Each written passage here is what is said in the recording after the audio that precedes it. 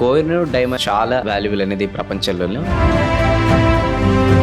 అది బ్రిటిష్ వాళ్ళ దగ్గర ఉంది. అది బ్రిటిష్ వాళ్ళ దగ్గరికి ఎందుకు వెళ్ళింది, మళ్ళా అది మన దగ్గరికి వస్తుందా రాదా? కోహినూర్ డైమండే కాదు సార్, మహారాజా రంజిత్ సింగ్ దగ్గర పీకాక్ థ్రోన్ కూడా తీసుకెళ్లారు. సింపుల్ సార్, మీరు లండన్ లో ఆర్ట్ మ్యూజియం ఉంది సార్, అందులో బ్రిటన్ కి చెందిన ఒక్క వస్తువు కూడా లేదు సార్. 60% ఇండియాకి సంబంధించినవి ఉన్నాయి సార్. నాకు ఎప్పటి నుంచో ఉండే అనమాట. రీసెంట్గా పవన్ కళ్యాణ్ గారు ఒక మూవీ కూడా వచ్చింది, హరిహర వీరమల్లు అని చెప్పి. దాంట్లో కూడా ఈ స్టోరీ అనేది ఉంది. బట్ ఇంకా డీటెయిల్గా తెలవాలని అనుకుంటున్నాను నేను చాలామందికి. కోహినూర్ డైమండ్ అనేది చాలా వాల్యుబుల్ అనేది ప్రపంచంలో. అండ్ నేను ఆ కోహినూర్ డైమండ్తోనే చాలా మందిని పోలుస్తుంటాను కూడా అనమాట. అంటే మీరు కోహినూర్ డైమండ్తో ఈక్వల్తో సమానం అని అట్లా నేను పోలుస్తుంటా. ఆ లోపల అంటే మీ లోపల అంత కాన్ఫిడెన్స్ ఉంది మీరు అలాంటి వ్యక్తి అని చెప్పేసి. కానీ అది బ్రిటిష్ వాళ్ళ దగ్గర ఉంది.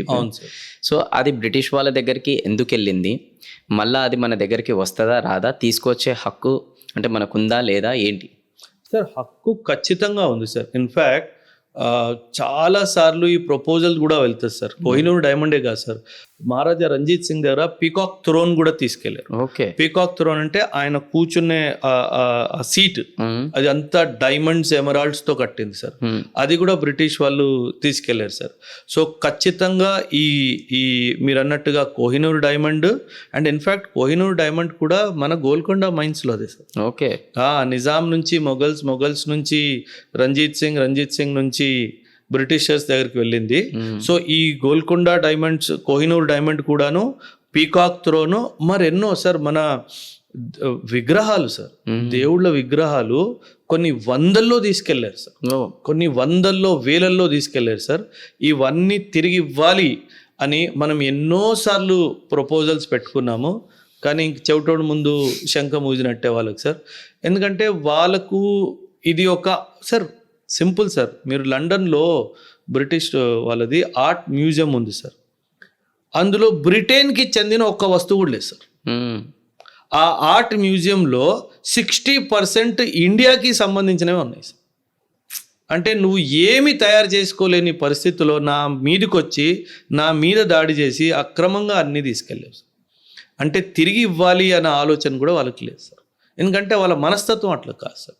సో ఈ Kohinoor diamond, peacock throne sir Tipu Sultan's sword sir. అంటే మళ్ళీ టీపు సుల్తాన్ అనగానే చాలా కాంట్రవర్సీస్ వస్తాయి. But at the end of the day he was an Indian.